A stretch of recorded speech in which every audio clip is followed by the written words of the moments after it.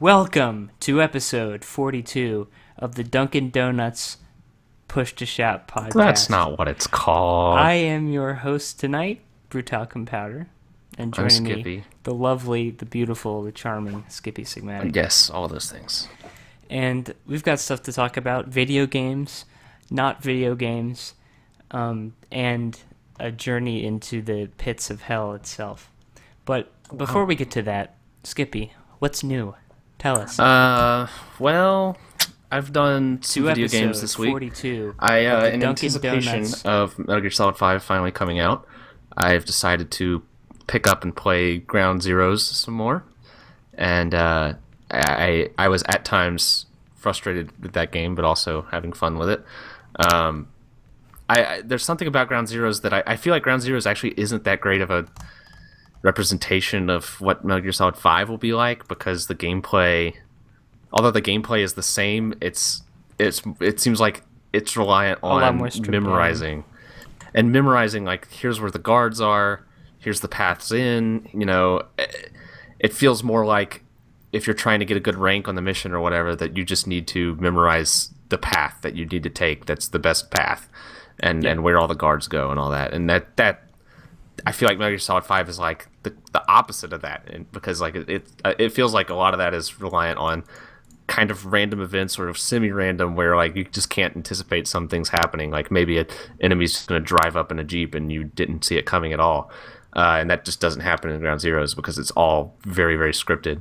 So I don't know. I was trying to kind of relieve some of my Metal Gear Solid 5 thirst, and instead I've just worsened it because Metal Gear Solid Ground Zeroes just didn't really do a good job of doing that, because it does feel like a different game from what I've seen of Metal Gear Solid 5. But we'll get back to that actually, because there's a new gameplay thing, and I think I'd seen it when we did last week's podcast, but we didn't You're talk talking about about it, I don't think. the Mother Base one? Yeah, the Mother Base okay. gameplay. Yeah, there's a lot to talk about there. Yeah. I played more of the Rocket League game that I enjoy so much. It's a very good game. I've got a couple friends that I'm playing with, and we're getting good. We're figuring out how to do aerials and stuff like that.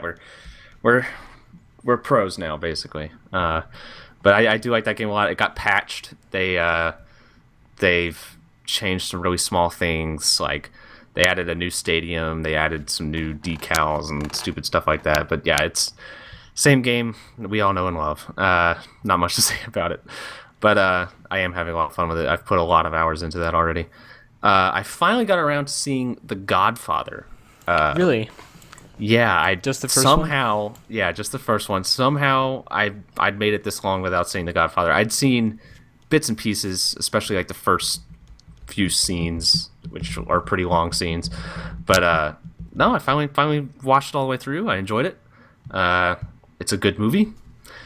I've always been a Goodfellas guy, because that's like, I guess that's my first really good gangster movie, But Goodfellas has almost everything it does is owed to The Godfather, So like, it's kind of, I can't say like, well, Goodfellas is a better film, because like it probably wouldn't exist without The Godfather. So Yeah, it wouldn't exist without The Godfather. I did see The Godfather first, though, and I'm still completely in the Goodfellas camp.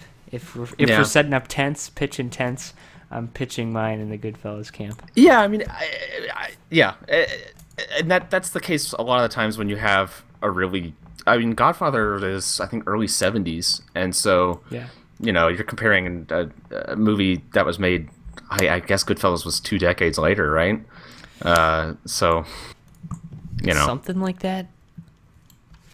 I think, was it 1990 or 1980? I don't remember. think it's 80. I've looked it up at some point. I don't know. I think I want to say it's the 90s. It's 1990. Yeah. Okay. Okay. So yeah, I love The Goodfellas. I think that's one of my favorite films of all time. So yeah, but Godfather, very cool movie. Glad I saw it. Need to see the other ones. Looking forward to doing that. God, it's long though. It is too long. But I watched it. I watched it on a weeknight. I was really tired. I didn't get a lot of sleep the night before, and it was late. And I was like, oh shit, this is gonna last a really long time, isn't it? So like halfway through, like I was getting antsy, so it was a really bad situation to watch that movie in. But anyway, I still liked it. Did you fidget with hands or feet? I did both. Well, I haven't seen part 2, and I'm meaning to. I've heard part 2 is just as good as the first part. People have very strong opinions, it turns out, about the Godfather trilogy. So I can't wait to have opinions of my own. I love having opinions. That's what we're about here. Yeah, that's why this exists. Another thing I watched that isn't as good as The Godfather is the Dota 2 International Final. Or two, like, okay, so they had 2 brackets. They had I think they had a winner's bracket, losers bracket, or like they called it upper and lower, I think. And so I watched cute, because they have shitty lanes in their shitty game. Yes. So I saw so the lower branch, the final match was 3. You play 3 games, and the winner then plays the upper branch winners, and that's 5 games. And so I agreed with Boone from ABF fame to do commentary with me on the Dota 2 Grand Finals, and neither of us know anything about Dota 2 or how the finals are structured or anything. Like we've never. I played 1 match of Dota 2, and it was with you, and it did not go well. I fucking hated it. It was bad. And I've played like 4 or 5 or something like that, and I hate it. I can't stand these MOBAs. Yeah. So. Anyway, I thought it'd be kind of funny to just try to commentate, at first I thought maybe we would try to do it like sincerely, just like try our best to commentate this game that we know nothing about, but we ended up just fucking around. But anyway, so I looked on the website and it said starting 10 a.m. PST, Pacific Standard Time. So I get on at 12 to start watching this thing, and there's some commentators talking at a commentary booth, and that lasts an hour of them just talking at the start time that Valve said it starts. So I'm thinking, okay, so they spend an hour, introducing shit, I guess. So whatever, all right. And I'm not like investing all of my attention on this, but still, I'm waiting. Like I'm sitting here waiting to start doing this commentary thing, and then they finally start the lower bracket finals or whatever, and there's 3 matches. So I'm thinking, okay, so this is probably going to be maybe a couple more hours. The actual grand finals didn't start until I think I want to say 5 hours later, or 4 hours. Christ. 4 hours after the interview was done. So 5 hours after the starting time. I was so burnt out by then. Why did you do this to yourself? I don't know. And so then I was like, well, we still gotta do the commentary thing. So we started up a stream, and we were both like exhausted. Just like 10 minutes into the first match, we were just like, oh my god, this is terrible to watch. It was. I don't understand how that's like. I guess I understand it because like if you know what's happening in the game, I guess it's exciting because there's a lot of strategy going on and stuff. But that is the worst game to like be the forefront of esports because it's so impenetrable. We've talked about this before. There's no need to go into it, but yeah, that game. Fuck, it is not a fun game to watch for a beginner, even when we're trying to have fun by goofing around and commentating over it and making stuff up. It was disastrous. I can't imagine that, being subjected to hours of MOBA before that was any help. That was probably my main problem, is that like I wasn't watching it, but I had it on. I was playing Rocket League and stuff instead. But I had it on, and I was glancing and just like, oh my god, this is taking a really long time, and there's nothing happening, and just ugh. So sorry, Dota fans, but I hate your game. And you're also terrible people with awful taste. True. You should turn off this podcast right now. Another thing and that throw your computer in the garbage. Another thing that I hate that a lot of people like who have awful taste is the new Deadpool trailer. That was so good. I just started to touch myself. Yeah. Deadpool sucks, and everyone should be ashamed of themselves if they're looking forward to that movie because that was one of the least funny trailers I've ever seen. And the action doesn't look interesting enough to make up for the bad comedy, which seems to be the centerpiece of it. Like action and comedy is supposed to be like that whole thing. So. I love shitty CGI and middle school humor with lots of fuck words.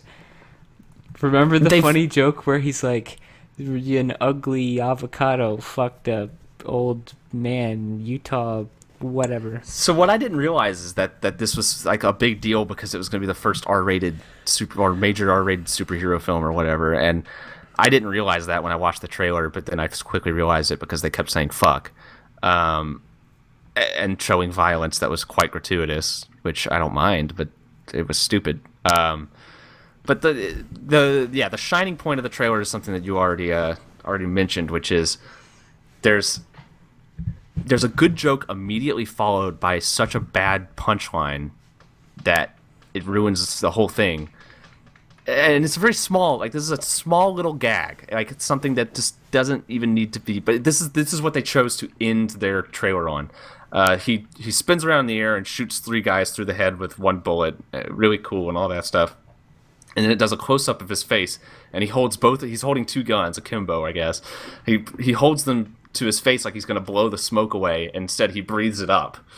And I thought, like, okay, that's funny. That's like a good gag. Because, like, it's subverting your expectations and da-da-da-da-da. It's a good gag.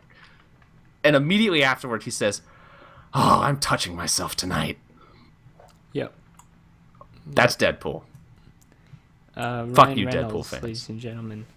Why Ryan Reynolds, too? I don't know. I guess... Well, he was... I think he was Deadpool in X-Men Origins. Wolverine, What? Oh, he was, for, like, wasn't one he? scene. And then people Why really was Deadpool wanted... in that? I don't know. I guess just name-dropping. Maybe that was like the beginning of when Marvel was starting to do their thing, and they're like, "Oh shit, we need to start. We need to start putting. I'm pretty sure that's what it was. Mm. Wait, well, this is Fox. This isn't like the regular Marvel Cinematic Universe stuff. Well, it's okay. Deadpool's a DC character, right? No, this is all Marvel. It's Marvel. But like some of the I can't rights keep up are with this owned shit. by Fox, and some of the rights are owned directly by like Disney. Oh, good God. So like the X-Men movies and stuff, those are all Fox, and Deadpool is also Fox. Okay. Fantastic Four, the really shitty Fantastic Four Oh movie my that just God. came out, that's also Fox. Fox makes all the bad ones, basically, Cool. if you had to summarize. Well, Deadpool looks bad, so they're Yes, keeping that it up. does. And it's basically going to guarantee that no R-rated superhero movie ever gets made again. Which is fine with me. Yeah, it doesn't need to be all dark and edgy, but there probably was a cool idea out there. I think Deadpool in concept is really cool. I like it because it's like the character of Deadpool in the comics. From what I know, I've never been like a comic book reader, but from what I know, it's like he breaks the fourth wall and he's kind of a satire almost of the entire genre, but while existing in that genre. That's cool, and there's some really neat stuff that could be done with that, especially with modern superhero films, which have become such a thing that like you could make so many cracks at that Now, whole. It's possible. It's possible that they are just pandering to their audience, Yep, and it might not be so bad, but the trailer looks bad. it's gonna be bad, but you're right. It's possible that it won't be, but it will be. So, on my end, I also watched some movies. I watched a couple good movies and a not so good movie. I saw 2 Wes Anderson movies, Fantastic Mr. Fox and Grand Budapest Hotel. I actually didn't get all the way through Grand Budapest Hotel because I had just finished watching another movie and tried to Iron Man all night and just got too tired and had to Right. put it on pause. But Fantastic Mr. Fox was great. It's a stop-motion Wes Anderson movie based on the Roald Dahl book. It's really good. Really good like music choices and really interesting shots, like these really long lateral tracking shots that just move, Wes Anderson from loves that side to shit. side. And it's just really, really impressive with the stop motion they have going on.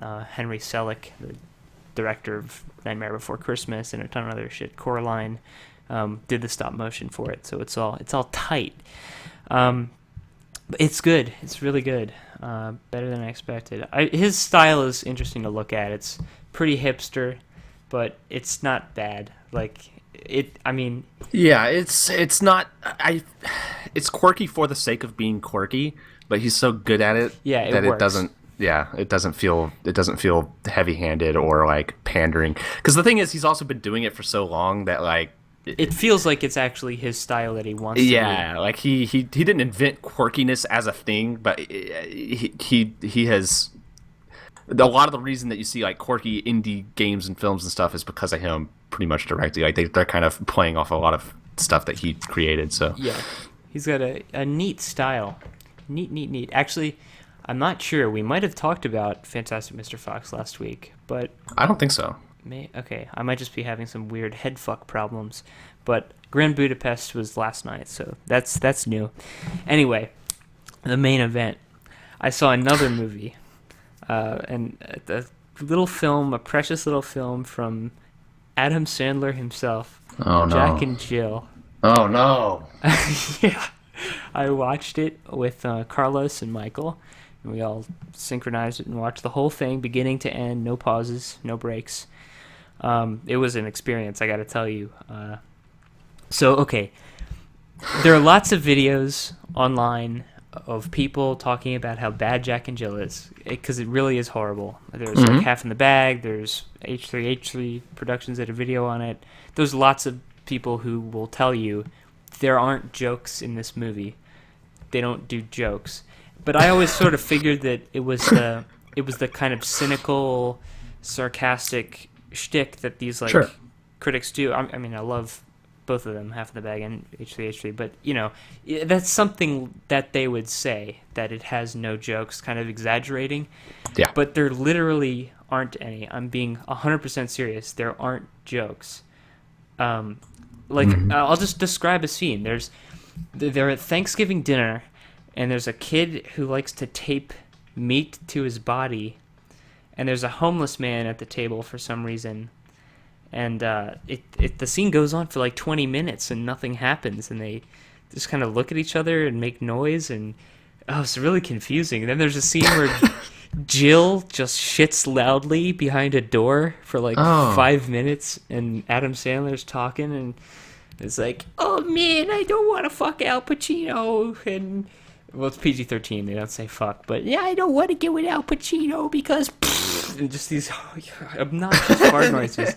And then the scene just keeps going. Jill comes out of the bathroom, and then this is the joke of this scene. Adam Sandler opens the window because it's smelly, and then it's still smelly, so he opens another window, and then it's still smelly, so he lights a candle. It just goes on, and there's no punchline ever. There is never a joke. And then, okay, I don't want to just recount the whole movie because it would be hellish, but just to get a sense of this movie's sensibilities, I don't really want to call it a sense of humor or a style of humor. There's like a Mexican party, and there's a Mexican guy, and his joke is that he makes jokes about crossing the border, and then says, "I'm kidding," and that's the I joke. remember this from Half in the Bag. Yeah. And there's a grandma at the party, at the fiesta, I guess, because there's piñatas and peppers everywhere. This is what Mexicans do. Right. Yeah, and the grandma gets hit in the face like 3 different times, and every time they rush over to her and start feeding her giant peppers to like heal her. And there you hear like the sort of like added in audio of the Mexicans muttering, "Oh, the jalapeno for abuela," but they're like clearly not even jalapenos. They're like these giant red, not jalapeno peppers, and they just shove it in her mouth. But they repeat that 3 times. They do the same thing 3 times in a row, like back to back. It's like incredible how this movie got made. Yeah, I could go on, but the highlight is Al Pacino's starring role. Al Pacino plays Jill's love interest. He wants to win Adam Sandler in drag's heart. And however it goes, I kind of blocked most of it out from my memory. But he appears in a Dunkin' Donuts commercial at the end, and he sings a song about the Dunkin' Donuts drink, the Dunkachino, because his name is like Al Pacino, Dunkachino. Right. Yeah. And you can pinpoint the exact frame where his soul leaves his body, and he literally says, okay, in the commercial, he walks in the door, and the girl behind the counter says, "It's Al Pacino," and he says, "It's not Al anymore.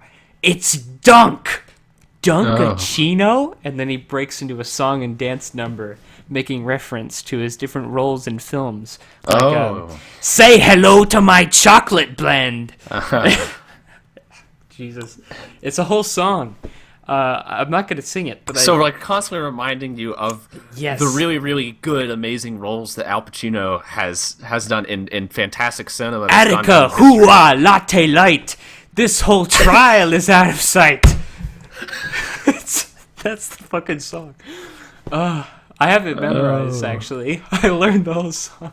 Good for you. Kids from 7 to 17 can't get enough of my Dunkachino. Yeah. Wow. Yeah, it's really bad. It's a fucking horrible movie, and people don't exaggerate. It's not like there's lots of movies and games and things that are terrible, and people make funny videos shitting on them.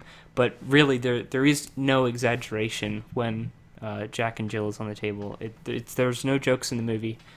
yeah. It's incredible. It's fascinating how bad it is. Yeah, I've mentioned this a couple times, but that podcast I listened to, I finished it where for a whole year they watched Grown Ups 2 once a week. That I tried my best to watch that movie, and I don't think I made it 10 minutes into it. Because yeah, it sounds very similar in the fact that like there's things that are clearly they're filmed in a way that they're supposed to be jokes, but they're not. There's no humor. There's no joke. It's just like, exactly. It's funny because Adam Sandler is making a voice or making a face or something, but no, because there's no joke. There's no context, or it's just bizarre and horrible, and I couldn't do it. I couldn't do it to myself. I don't know how you got all the way through that movie because that sounds awful. Watching it in a group helped because Right. we were having fun. Yeah, I can imagine. I wanted to get the purest experience, so I tried to watch it alone. Oh no, that's I couldn't be miserable. alone with my thoughts during that film. You know because what? it was, I actually would recommend watching Jack and Jill with a group of people. Okay. Because it's entertaining. I mean, just So I would recommend watching Jack and Jill. Put it on the box. yes, exactly. Shout podcast endorsement. Michael actually recorded.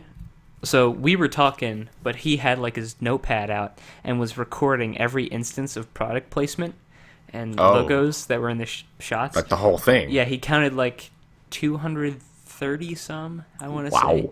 It was like it's just so in your face.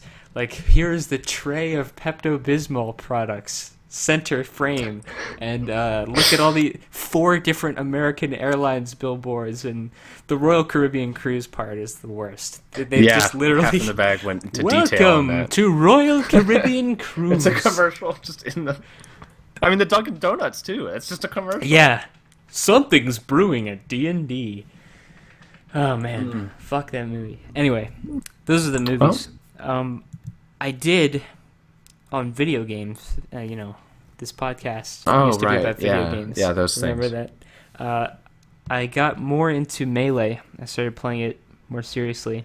And there's a website called Smash Ladder, which is like a matchmaking online service with ranks. And I'm really getting into it. It's basically like how I was with CS:GO at first, Right. where you're bad. And Well, I felt good when I first started playing because everyone else was even worse. well, okay, right, that's true. I mean, CS:GO, the community is much larger, so even if Yeah. you're just kind of passable, you can play with like silvers and stuff. But the people who bother to set up like emulated Dolphin and do net play and play Sure. competitive Melee online, they're just so fucking good. It's unbelievable, but I'm really having fun with it. I'm really bad, but I got one win, and then I was just like hooked. And it wasn't some terrible guy. Like, it was a real earned win. And it's like, fuck, okay, I lost 11 other matches, but I'm in. It's fun. Yeah, Super Smash Bros. Is currently the only game that my brother-in-law has any chance of beating me in, and he wrecks me. I have no chance, and I kind of want to get good at it. I want to just get really good and not tell him that I'm getting good at it, and then just show up one day and just kick his fucking ass. He plays the N64 version, but I feel like the skills would be able to convert pretty easily. Yeah, I mean, I've been going full unapologetic try hard about it. I'm learning wave dashing and shine canceling all that garbage. That That's what most I'm doing people with would roll Rocket their League, eyes man. at. I'm Yeah. doing the training modes in Rocket League. Just like I'll have like something up that I don't want to, wrestling, for example, which I forgot to mention. I watched wrestling. Uh, Playing the training mode in Rocket League the whole time, just like hitting aerials and stuff over and over and over, trying to get better at the game because it's a fun game. Can we expect to see Rocket League at EVO 2016? I would love to, not at Evo, I guess, because it's a fighting game, right? They're only for. Well, actually, I heard Rocket League was at. It might have been Evo, actually. Well, I was They were joking. at something recently. I know you were, but I think they were. I might have been Evo that they were at. I mean, it was like a marketing thing, but they've definitely done professional matches that were kind of just set up for a marketing thing. But I feel like I last time I was logged on, I think I saw 120 players were playing. So 120,000 players. Sorry, not 120 players. 120,000 players were playing. So it's a popular game. I feel like, and people can get really good at it. So I would love to see it actually played competitive. And they've added a spectator mode in the latest patch where you can spectate live matches if they're private matches. So if they want to do that, then they'd be able to have like it's got a good spectator camera with like a lot of options and stuff on it. So that game would make a really good esports game. And it's the kind of game where you don't have to play it at all to understand 100% what is going on. Like there's no nuance to not Dota. the strategies and stuff. I mean, there's depth there, a lot of depth, but you can figure it out. It's like watching soccer in real life. You can usually figure it out. So It's simple. I'd love to see it. Yeah, It's a simple game. but deep. So yeah, that's God. I'd love to see it played competitively, but I don't have super high hopes because it might be too simple to really appeal to like the esports crowd. Like they like to get into their games to the point where like they know all the ins and outs, and that's the competitive edge they have. Right. And Rocket League isn't like that. It's more of like working with a team and just playing consistently and stuff. I don't know. It's just more of a classical sport. So I don't know. It'll be interesting to follow it for sure. But we'll see. Cool.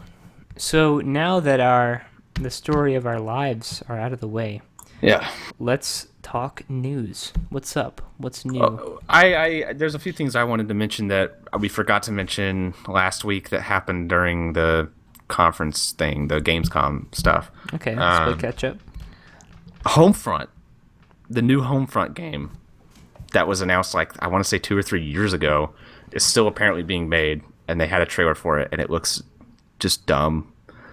I mean, the that's all first I have to say game about it. also looked really dumb. Yeah, it did. And I think it was kind of dumb. I'm not sure. I The only didn't play time it. I played the first play was the first game came out around the time that On Live was, Oh yeah. and I played it. I played multiplayer on Live at some point in that game because it was free. So You are the first person I've ever met who's played that game. but there you go. It was not a good experience, but I want to blame On Live for that. I remember it being like, did you ever play Frontlines Field of War? That's also No. kind of an obscure one. That was an Unreal Engine, not massively multiplayer, but like Battlefield-sized multiplayer game on the consoles. So like, I think it was 64 players on a server. It actually might have been more than that, actually. It was all about the player count. It was a good game. Like, it was set up in a really cool way. It used the Unreal Engine in a neat way where like it looked good, and there were vehicles and all sorts of stuff, and it was fun. It had some very, very severe issues that like server lag problems and stuff like that kept it from being actually good. But they were mostly just technical issues, and it just never got popular. It just wasn't marketed well, I don't think, and whatnot. But it felt like that. Like, it felt like they stole a lot from that concept, which was like Frontlines Field of War. I want to say was like it's not kill streak rewards how Call of Duty does it, but like I think you build up kills, and it doesn't matter how many times you die, but like you kind of rank up over the course of a match and unlock abilities, or not abilities, but like gadgets. So you like choose a class, and you rank up that class, and this is all just within a match, and then it resets. And so it had some cool stuff, like you could call in like a fuel air bomb strike if you ranked one class all the way up, or like get a drone that you could fly around and stuff. And Frontlines, I think, had all that stuff too. But it actually, I wouldn't be surprised if it was the same developers because I remember it being super similar. But yeah, What was that? Homefront is the thing. What was that game? It was 128 players, and it was for PS3. War? I think it was like War, but it was an acronym. I think it was like it had like an M. Mad? Mag. It was three letters. Mag. Mag. Yes. Okay. Okay. Yes. I played that one time at a Really? friend's house. You're the only person I've ever met Yeah. who's played that game. Yeah, I don't remember much about it. It wasn't like interesting. No, It didn't sounds look like the interesting. opposite of what you were just describing. It was Yeah. the entire draw was 128 players on a console. Yeah, and I remember like, I think they separated the battlefield in that game so that like, it wasn't really. Yeah. It wasn't like a sprawling battlefield. It was like there were just a few checkpoints, and it would kind of separate the players in the checkpoints. Like you were technically in the same battle, but no, not really. So Yeah, it wasn't. Yeah, it didn't feel as large Yeah. as the newer Battlefield. yeah, games do. Homefront did a good job of like, okay, you're on a battlefield. Like it was large scale in a battlefield kind of way. It was a good game. It was a good game, but the Unreal Engine sucked at the time. Where like. Remember when the Unreal Engine had a lag, that like bullet lag, that if you weren't the host, you had to lead your shot to hit people? Fuck that. Yeah. Yeah, Homefront had that, and Gears of War had that, and that was a major issue. Well, Gears of War Online was fucking horrible anyway. Well, Remember that? I had fun with Gears of War Online. That was a huge The problem. animations were fun, but what it always degenerated into is everyone would start off by charging at each other, Sprinting, with the yeah. chainsaws out, and then after that, people would hide behind corners with a shotgun. But if you got good at doing that, it was fun. If you were winning, it was Jesus. fun. Listen to yourself. What are you And then there was- doing here? What you could do is you could what was it? You hit people like twice, I think, with the pistol, and then you front roll, which goes a really long way, and melee hit them, and they're down instantly. And so you could do that in like a split second. Just like you run around a corner, there's a guy, boom, boom, boom, and you hit him, and they're down. And it was the most unfair thing. It was so broken, jeez. terrible. I don't even. I'm not even aware of that. I didn't play it enough. You really I played it a lot. optimized this strategy. I played Gears of War 1 a lot, and then Gears of War, the other ones I didn't play. We should put all. Gears of War What do you- Judgment is clearly the best. This channel? Oh, you're Uh, muted. We're having technical difficulties. Yeah, I don't There know you what are. happened. Well, anyway, another thing that we forgot to mention was Halo Wars 2 was announced. Another long-awaited sequel, much like Homefront. Yeah, that's being made. So, I hear actually. What I hear else is there actually, to say?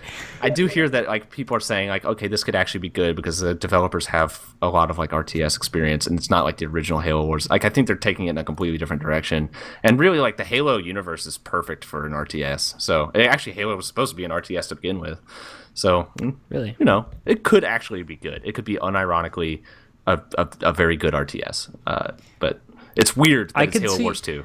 You know, okay, well, I know less about this than you. Maybe it's already confirmed Xbox One exclusive. But it could be kind of cool don't if they know. did their like cross Windows 10 Xbox This would seem unified like a platform perfect. thing. That would be I want to say. I want to say it is stepping off PC and point. Xbox. I want to say that that's what it is.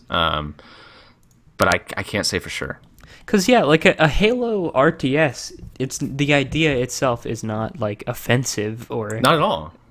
dumb, but It's just that it wasn't done very well when they did do it. Yeah, And also and then- the timing was really bad because like Halo, the FPS was still.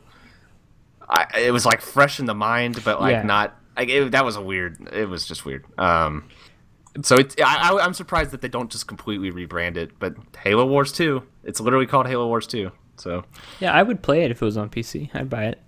yeah, we'll see. Yeah, I need to look that up because I bet you can find out. Let's see what else. We failed to mention the Dota International, but we got that out of the way. Okay, Yeah. I want to talk about the Metal Gear Solid 5 gameplay. Go for it. That we saw. The fucking multiplayer stuff, the mother base defense and offense stuff, looks incredible. I think Yeah. it looks like so much fun. I was not expecting it to be so. interactive is the wrong word because it like implies that it's just the game. You're just playing the game, but there's another player invading. Like it's Dark Souls and Metal Gear Solid. That is what it is. People invade you. That's so cool. I love it. I feel like that could. I feel like it'll never go as smoothly as it did in the gameplay video that they showed, like where it lasts a really long time. Like I feel like for the most part, it's going to be like someone sees you and shoots you in the back before you can react. But there's going to be moments. I know there's going to be so many. Like I'm so excited for that game. Yeah. Like my only, I'm not really worried, but one thing that worries me a little bit. Cutting out for me. Oh. Okay. Should be now. better. I can hear you. One thing that worries me a little bit, and I'm not sure if it's actually going to be so bad, but it just kind of is a little nagging fear. I'm a little afraid that it might degenerate into Fulton everything as fast as you can and leave.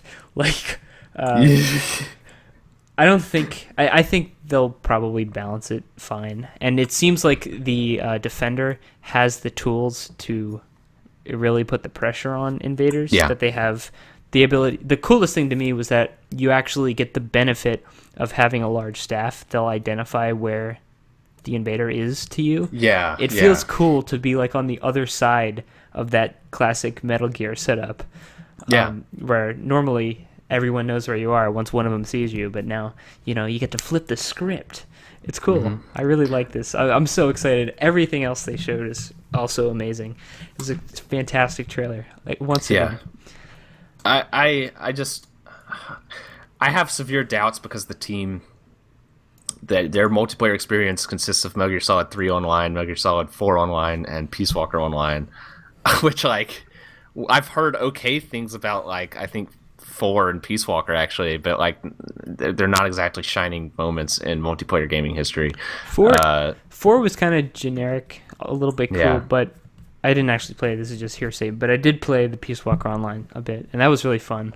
I really liked the Peace Walker online. Good. I hope that I hope they pull this off because like what I'd like to see is like I think there should be a grand prize in the Mother Base invasion stuff where that'd be like so cool. you need a goal more than Maybe just there like is. steal as much shit as possible. There might be. They were kind of vague about it, so They do have a leaderboard, but that's sort of not. That's like an intrinsic reward. yeah. It could just be this is almost something. It doesn't feel like it doesn't feel like the kind of thing that you just threw in there, which is what I expected it to be. When they first hinted at it, I was like, this looks really fun and really awesome. But it was just more of like I got that kind of Watch Dogs feel where like if you remember the Watch Dogs E3 announcement where they're playing through this whole single player mission and then it zooms out and there's another player watching him from the rooftop and it gave you chills and the fucking audience went crazy and then the multiplayer turned out to be nothing at all what they implied it was. That's what I was afraid of. But then they just straight up just showed this multiplayer and it seemed very functional and very full of completely full of features and everything. Like it didn't feel like it was just a side thing. It didn't feel like it was thrown in. It was polished. So, goddamn, that's gonna be cool. And like the Mother Base stuff, I think is basically randomized, and so everyone's gonna be like a little bit different in different little ways. Not just randomized, customized. Yeah, I don't know how customizable it is exactly, but it'll be cool. I'm very confident it will be What really fun. got me is just how huge Mother Base was. Yeah. Like at the end when he's flying off in the chopper and he's like going past bits of the base and it just keeps going and I know it's like a city on the sea, and I don't think like this is another thing that they've been kind of weirdly vague about. Not weirdly vague. Nothing is weird when it comes to that company, but something they've been kind of vague about is like they were calling it a forward operating base, and then like Mother Base like branches out to forward operating bases, and I think the FOBs are what get invaded, but they look exactly the same as Mother Base, so I don't know. Yeah, so what the difference is. You have really. Mother Base, and nobody can invade you there. I'm pretty sure. And maybe it's like single player. The forward only. operating bases get you resources like GMP is the currency I think they use. I don't remember. Whatever it is, they get you money and resources, but those can be invaded. I feel like the whole point of the forward operating base stuff is basically it's just this is the multiplayer portion, because I feel like it's tapping into like a multiplayer, almost like economy where Right. That's how Yeah. they incentivize the multiplayer, though. And Yeah. what's kind of cool to me is that you can defend your friends' mother bases, and they can, or not mother bases, your forward operating bases, and they can defend yours. That's just so cool. it's a really neat idea. Like having allies, like that is awesome. But, Yeah. man, this is such a cool game. And that's not like we know that there's going to be other multiplayer modes that they've showed at E3. Was it this last E3? Yeah. I think it was was it like the game show, the Game Awards. the VGAs, Game Awards, the right. Game Awards, Yeah. the Keeleys. Yeah, they showed a full like little multiplayer match thing, so there's that to look forward to as well, and that looked like a ton of fun. So, goddamn, I'm so excited. This is going to be a good game. It's going to be a great game, and it's going to be a lot of fun. And the concerns I have about that game are, as a whole, pretty minor because like I'm Yeah. so confident that the core game is going to be a lot of fun. Like even if they completely fuck up like the story stuff and Kiefer Sutherland has like 10 lines total, it'll still be an incredible Yes. game. It'll just be a disappointing narrative experience. I'm happy that is It's the little things, every Yeah. little detail they keep showing. Well, okay, I want to contrast this most recent Mother Base trailer with a different trailer Konami released really recently. I don't think it has a name, but it's like the Gamescom trailer. Yeah, I don't know. I think it came out around Gamescom. You're talking about a trailer or a gameplay? Trailer, like it had gameplay in it, but it was a trailer. I think it's called the Gamescom trailer. Is it the really shitty one? It's just a It's generic. the most generic possible Yeah, trailer. yeah. It's really impressive that they were able to make Metal Gear Solid 5 look that generic. Well, it only looks generic in comparison to the other trailers, though. Well, Like, no, if that not was even. just a 'Cause game trailer. when you look at it, almost every shot has a gun or some other firearm being fired, and it's just the stock library of boom boom boom boom boom boom boom and all those noises, and Yeah. it's like a Transformers trailer. It's like you're watching the trailer for Terminator Genesis featuring Big Boss. But I feel like I watched it once and then didn't care much about watching it anymore. But I felt like it showed like a wide variety of like It showed just new stuff. things. Like you could tell that there was a lot of shit that was going to happen in this game, and that alone is exciting. Just like here's a lot of stuff. Yes, yeah, they did show new things, and seeing the new things is cool because Metal Gear Solid 5 is going to be great. I don't know. I don't know why I'm so worked up about this. I guess it was one of the comments below the video that said, to be honest, this is my favorite Metal Gear Solid 5 trailer, and it's not Oh. pretentious like Kojima's, Oh, and yeah. it doesn't just use like melancholy music. It's a blue collar trailer. It's for the everyday man. Exactly, for the working stiff who just wants Oh. their Call of Metal Gear. Fucking Jesus. Yeah. I forget. It was something like Blade Wolf fucking numbers. Yeah, it was the most marketed trailer that you could possibly make for that game. And just like you could tell that like just like marketing had their hands in every single scene. Like, all right, we need explosions and guns. And, Yeah, I just call it the Konami trailer. That's Yeah. probably what it should be called. Although that's probably giving Konami too much credit because Konami is so fucking weird that like I don't know. That's still such a weird situation with Konami and sending people to the. They even the had like the factories. text. Yeah, so like in the Metal Gear Solid 5 trailers, the text will come up for like a little bit, and it looks yeah. nice. This had like this really weird like 3D text. I don't know why they didn't just do it the same way, but oh well. Yeah, Whatever. it's just made by someone completely different. You know, they probably didn't even watch the other trailers. They even had like the stock like After Effects thing of like blowing away the text into dust that you Oh, would yeah, find yeah, on like yeah, a yeah, YouTube yeah. tutorial. It was funny. Yeah. Anyway, enough about Metal Anyway, Gear. that's going to be a good game. So no need to worry. I don't Absolutely. think. Absolutely. I mentioned probably just a few weeks ago on the podcast that I was excited about that game, but not like I wasn't feeling the hype. I wasn't Right, yeah, feeling, and now it is You're a just come believer? full force. I think the announcement that it would come out September 1st on PC, just that just shifted my instantly. I was like, holy shit, okay. This is gonna happen, and this is gonna be cool. Yep. I think I was dreading like so much that 2-week period of not being able to go on the internet. That was gonna be painful. So I'm so happy. But you get to at least look forward to the leaks that will no doubt happen a few days before. Yeah, that's I am worried about that. You gotta tread lightly. And I am definitely gonna avoid that stuff. I for don't sure. want to. I don't want any. Like I feel like I'm seeing too much just from like the gameplay that they are showing. Well, Well, okay, that's the thing. I said moving on from Metal Gear, but there's something important here to say. I feel like Kojima has always been really careful about what he shows us. He gives us like a little taste, and enough to get us thinking and asking questions, but not spoiling it really. Nothing's spoiled, I feel. yeah. But the Konami trailer, there were a couple shots like a really, the fiery guy who's probably Vulcan, somehow related Yeah. to Vulcan. In the Konami trailer, they show like an extended close-up of his head, and it just felt weird. Like, I don't think Kojima would have done that. And then there was also like another shot of the Psycho Mantis looking fella, and Yeah. it just, I think that Kojima has been very careful, and even in that latest Mother Base trailer, he says, "We don't want to spoil. We're gonna stop here because we don't want to spoil, Right. the game." I think Kojima has been very, very careful, and Konami isn't. So, if Konami releases more marketing material and footage, I'll probably steer clear. Yeah, that's an interesting point because like they probably don't have any incentive to appease Kojima's saying like, They have "No, you zero don't spoil my incentive, game." right?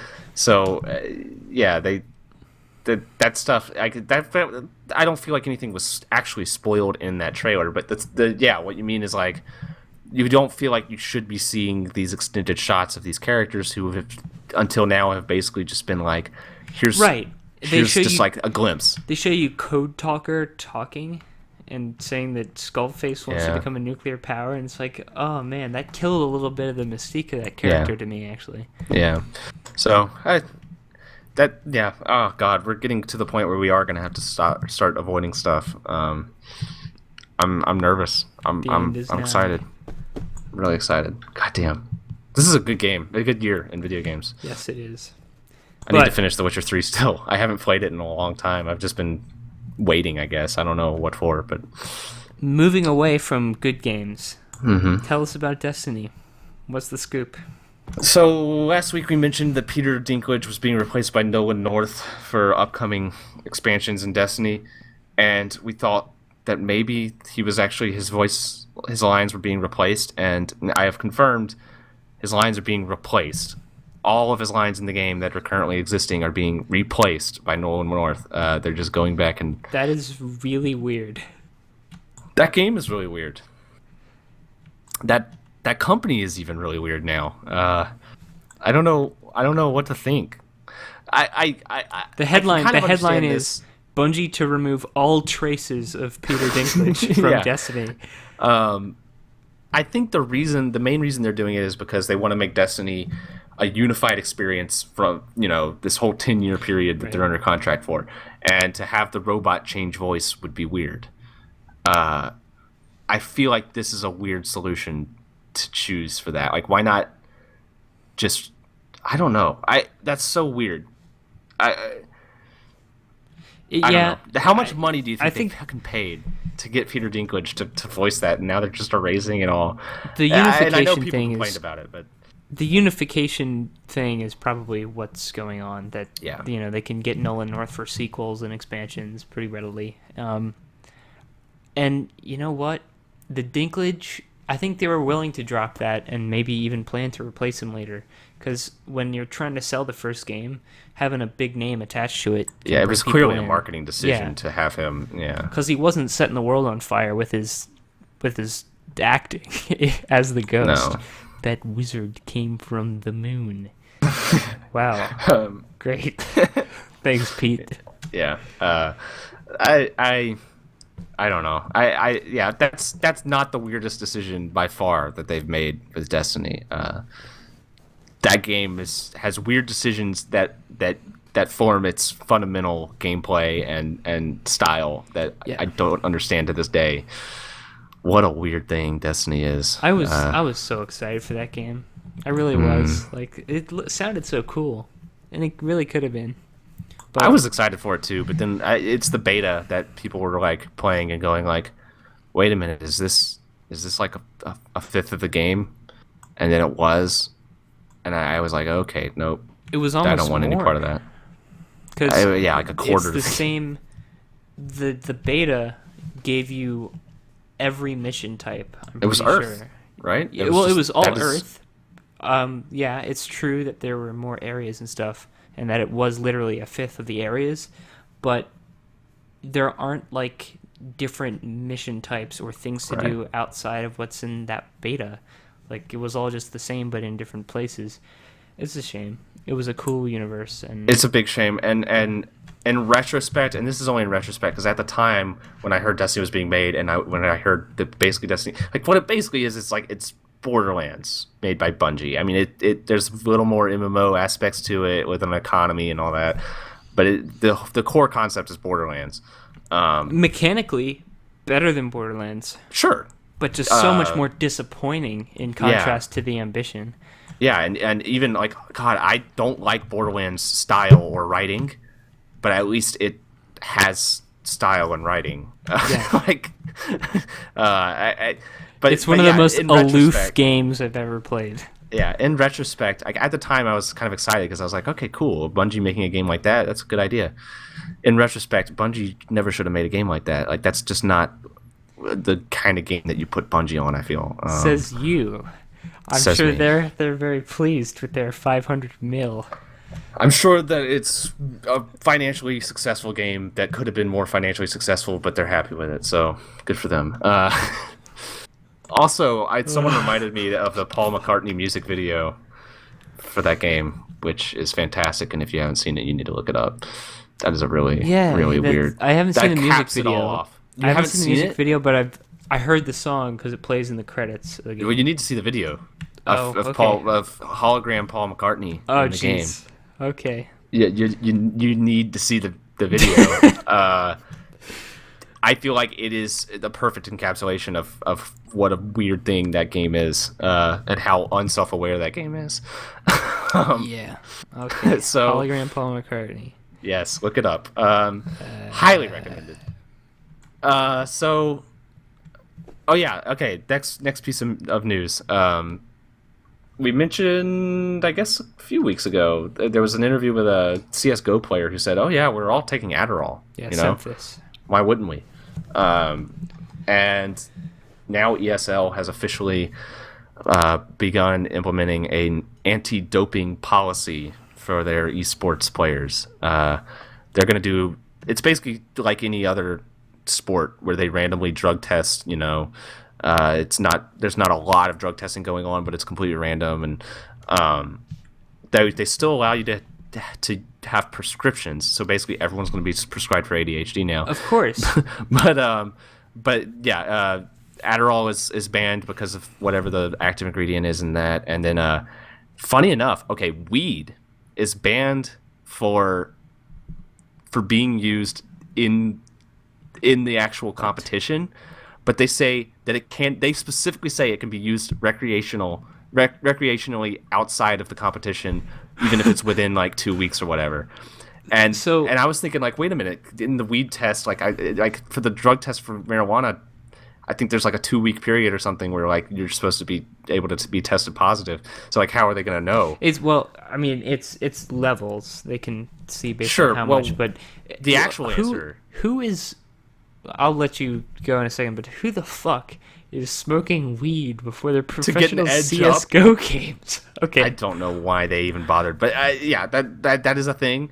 But I actually found it kind of interesting. What they actually do is they test for salvia, and Salvia? and apparently what is salvia?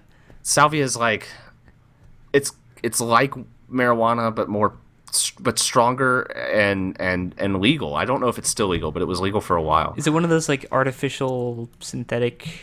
I don't know if it was synthetic. I don't know. Look at me. I don't know. But anyway, it only remains like whatever the drug that they're looking for when they do a salvia test only remains in the body for like I think 12 to 24 hours. Oh, okay. But it also remains in the body for that long after smoking marijuana. So that's how they can test if you've done it in like the last day or whatever. But it's funny that they explicitly say like, you can still smoke weed all you want, just not during the competition. And it's weird that they would worry about you smoking weed during the competition. They should just like, I think, why not just not mention that at all? Because I like that's think not it was- going to help anyone in CS:GO. I think it was from the controversy. I just looked it up. It's not synthetic. It's a plant. But I think it was because right when this was sort of breaking, some of the discussions about whether or not to drug test, people were saying, well, okay, if they're testing for these drugs, what are they going to test for weed? It's clearly not going to affect anything. I mean, lots of these players, they smoke recreationally, things like that. So they were probably just kind of preempting that. Yeah, I guess those they were just saying questions. like, I guess they didn't want to say like, no, you can smoke weed all you want, but they also didn't want to say like, Right. no, you can't smoke weed at all. Like they don't. They had to. They rode the fence on that. But that's... Everyone will just have a prescription. I mean, Yeah. they'll just say, I have trouble focusing. I need it for my job. Yeah, it'll be really, really easy to get a prescription for ADHD. Like that's such an easy thing to get. I don't want to I don't want to get into that whole discussion, but it would be so fucking easy to get prescribed for that medicine. And you just need to find a doctor. Like now, the teams are going to be like paying a doctor just to like. Well, yeah. I guess they kind of have to though, because It's just yeah. It's institutionalized. Like it creates corruption, but you can't avoid it. So yeah, I don't and know. Whatever. At least officially, this is really how it should and has to be. yeah, if it was a dangerous drug, then I'd have an issue with how Yeah, they're it's handling not this. meth on the but table nobody right gives a now. shit really. Like it's not a big deal. So all right, that's that. This is not video game related, but I had to mention it, and it's Yes. tech. It's tech related. Geek news. This week in geek news is that Google has they have created a holding company where now Google is just a one company amongst their larger umbrella corporation called Alphabet, Yeah. and which I don't know, people were acting like it's big news, but it really isn't. It's basically just a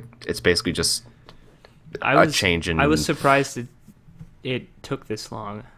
I was surprised that they're not calling the umbrella company Google. Now Google is like more of like a subsidiary, but it's basically just an arbitrary distinction for tax reasons and whatnot. But the thing that blew me away about this is something that it was being reported Yes. on a lot. And this is just genius marketing, by the way. It's genius marketing. I'll get into it. I'll explain it first. Yeah, go if for you're it. not aware, if you go to abc.xyz or whatever their website is, because That is Alphabet.com what is it is. owned by BMW, they have an open letter explaining, their decision and everything. And there's a hidden link, which is, first of all, that's ironic because that's actually against their policy. But anyway, there's a hidden link. Ooh. Is it really hidden? You can click on a period in the letter, and it'll bring you to a marketing page for a company called Hooli. And Hooli is a corporation that exists in the fictional world of Silicon Valley, which is a biting satire of tech culture. And in that story, Hooli is this big, kind of evil corporation that consumes all of the little guys and sues them and whatnot, and it's just a really horrible thing that is really criticized a lot by the show. Just that whole concept of like this large tech company, and Google put a little Easter egg in there, a cute little Easter egg that said like, "Oh, look, we're Hooli." I was blown away at the it's funny. irony of this. Some choice excerpts from Huli.xyz. Making the change it takes to make change. Self-driving cars, flying cars, self-flying cars, a space elevator, a cure for the AIDS virus, a non-polluting engine that runs on the AIDS virus. Yeah. It's a good website. People should go to it even if they don't watch the show. It's a good show. You should watch the show. really I've only should. watched. I haven't been watching. They had a recent season that I haven't I'm finished. sure. But I'm sure HBO is happy about this. sure. But it's just so bizarre. Like, I know why they did it. Of course I know why they did it, because everyone got on Twitter and said, oh, look at this. It's a cool little Easter egg. And nobody considered the implications. But yeah, if you have watched That is- Silicon Valley, it is unreal that Google would openly compare themselves to Huli, which is very obviously a satire of Google and very critical of yeah, that is bizarre. You know, that is how I heard about the Alphabet announcement. I saw on Twitter. Yeah. Somebody So- retweeted something about the Easter egg. It worked. Which just makes everything even more cynical, that like they're probably fully aware of the irony and they don't give a shit because they know that it'll be good marketing. well, that's the Google's thing. smart. This I is- can't hate Google because they're just so smart. This really isn't like a. They're not doing anything different. This is like a corporate restructuring. Yeah, It's not like they're trying to sell a thing. They're The sort ownership of trying to of- soften the blow to investors, maybe, and the public ownership of perception. their assets is being reorganized under federal Yes. guidelines. That is basically the but also- exciting news. As far as like from a management standpoint, it makes some sense because they've been Definitely. dipping into things that really aren't like around the core Google, what you would think of, like the self-driving car stuff and the really out there kind of research, and it felt like they've been getting huge, like massive huge, and they kind of this makes sense. It makes I sense. do I think- was surprised it didn't happen sooner. I am surprised though that the umbrella corporation isn't called Google, because like you would think that brand is something that you'd want really closely associated with anything that you're making, because it's just like, oh, Google, yeah, like Google doesn't have like a stigma. It's more, I think there's more of a positive I guess. attachment there. So, but yeah, But then maybe they Alphabet get will the option also to create that. they get the option to brand anything they want as a Yeah. Google product. Yeah, so whatever. It's not actually that big of news. Last thing that I put on here on the news, if you scroll down on our page, Yes, I see. did you see this cover? It's gorgeous. Time Magazine, the most recent edition of Time Magazine, has an article about virtual reality. I think it's actually like an interview with what's his name? What is his name? Who cares? Anyway, yeah, it's about virtual reality. Quentin and Tarantino. the cover of this article, the cover of the magazine for this edition, is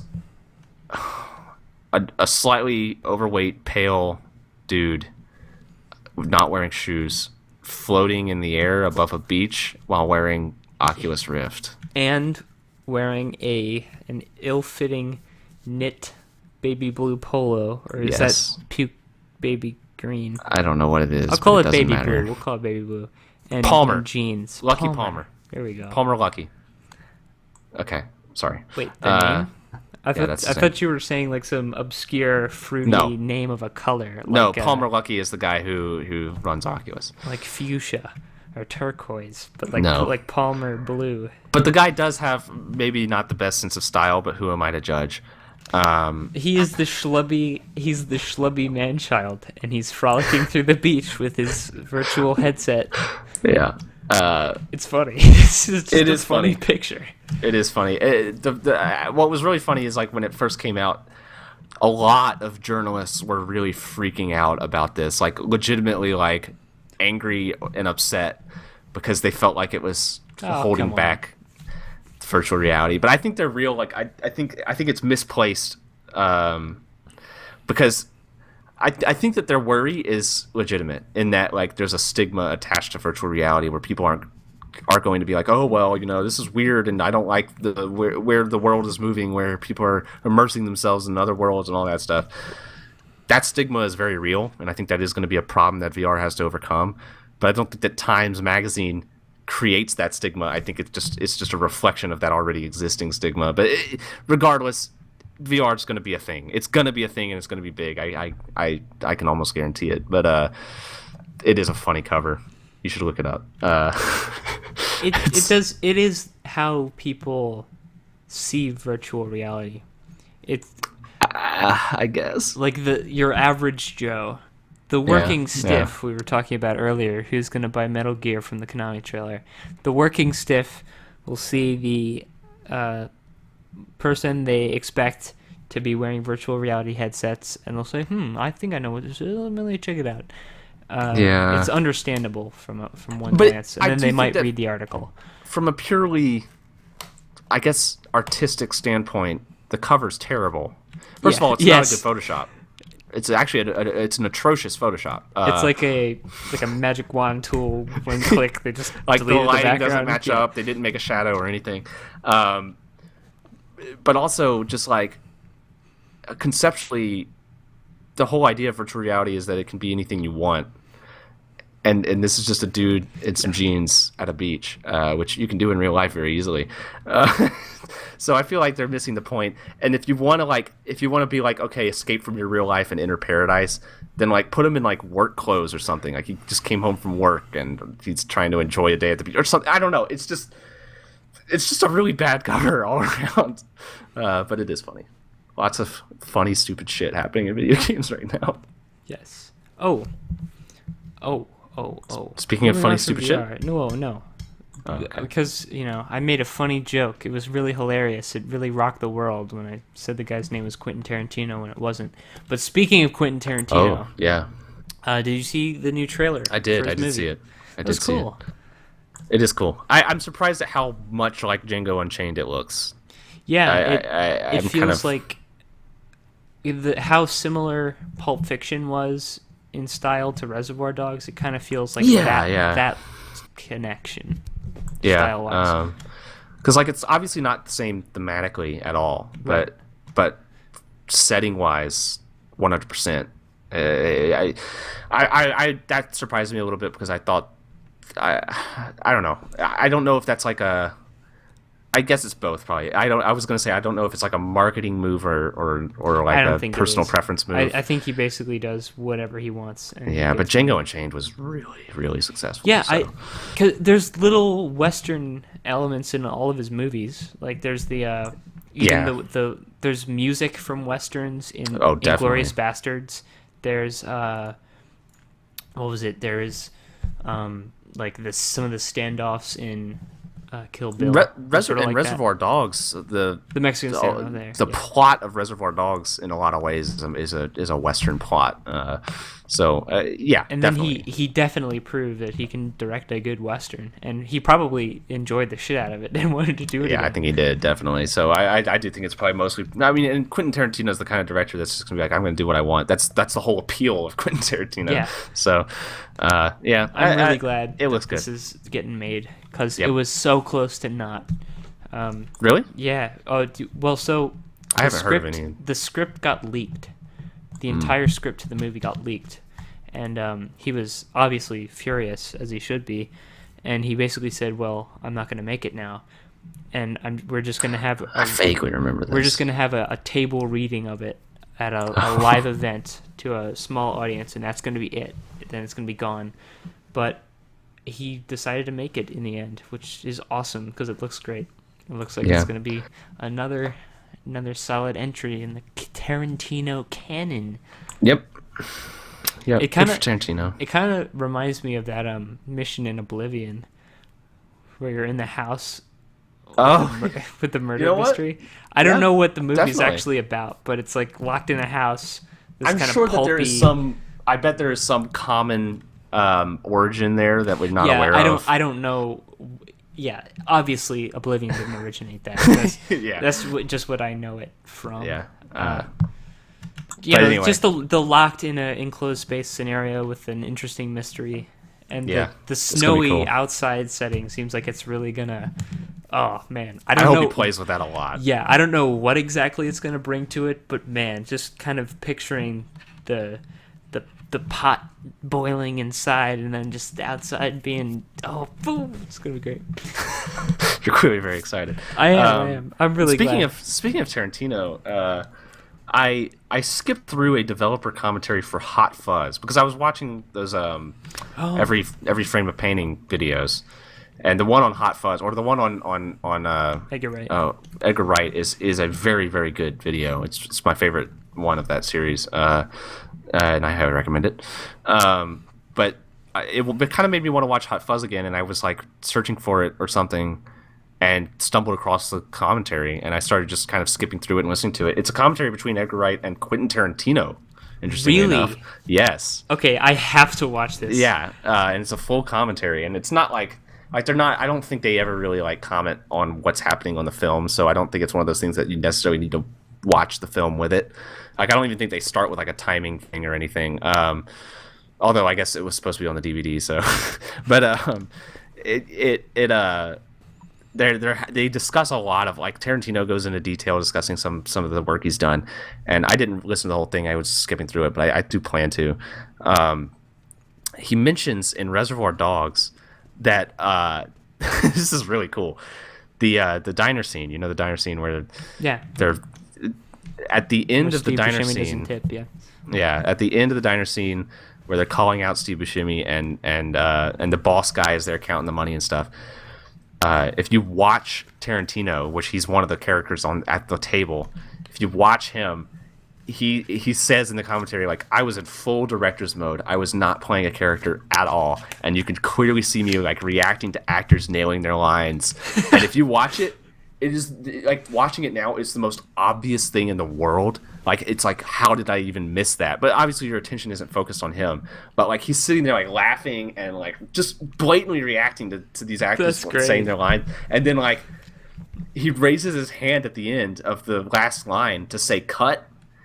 But one of the actors gets up and starts walking out, and then the other actors get up, and he's got his hand in the air and he's kind of looking around and he's laughing, and then he just brings it down and gets up and walks away. I remember that. Oh, that's really cool. That's what he was gonna do. Yeah, he was gonna call say cut. Oh man, I just thought it was like a little in the that he threw context in. of the scene. In the context of the scene, like you could say, like, well, it's just this character reacting to them saying funny things or whatever. But no, it was totally him being a director. And if you go back, you should go back and watch it, and it's like, oh god, this makes perfect sense. That's so cool. I love little things like that you learn about these movies, especially since Reservoir Dogs is like kind of one of my favorites, and I'd never noticed that, and that's just so cool. Yeah, I'm glad that I was suddenly reminded of that because I meant to mention that. Yeah, well, yeah, that's really cool. I need to see that. It reminds me of some behind the scenes Evangelion stuff. An interview with Anno that I read. You gotta bring the that was nerd much shit gayer. into it. Literally gayer. Okay. Okay, yeah, let's get nerdy about it. You know, Oh, episode boy. 24 where Shinji and Kaoru are in the bath, right? Yes. Apparently his like co-scriptwriter for that episode wanted to make it like really, really homoerotic. It was already very homoerotic. Well, yeah, but it fit in the show. Oh, no, yeah, I mean, the way it was. But the original idea was for them to be like naked in a stream, like frolicking under the moonlight and like rubbing Right. each other. And Anna was like, I'm not going to do this. Yeah, that's my behind the scenes bit of director's Thank you insight for that I'm that. bringing to the table and push the show. Oh man. All right. Yeah, so seems like that's it. I For think this so. week? I can't think of anything else. Right on. I could probably sit here and think about behind the scenes facts for a long time, but I'm not going to. Well, that's our show, everybody. Thank you for tuning in. And this, by the way, if you're already subscribed, is the new channel. Well, I don't know why I'd have to tell you that, but you should tell If your you're friends. not already subscribed, this is the new channel. If you're not already subscribed. The podcast Tell is your going to mom. be here. Tell your grandma. Tell your uncle and your boss. And yeah, just spread the channel around because this is where we're going to do things. And the website, brand, market, alphabet. The brand, exactly. Good night, people. Good night.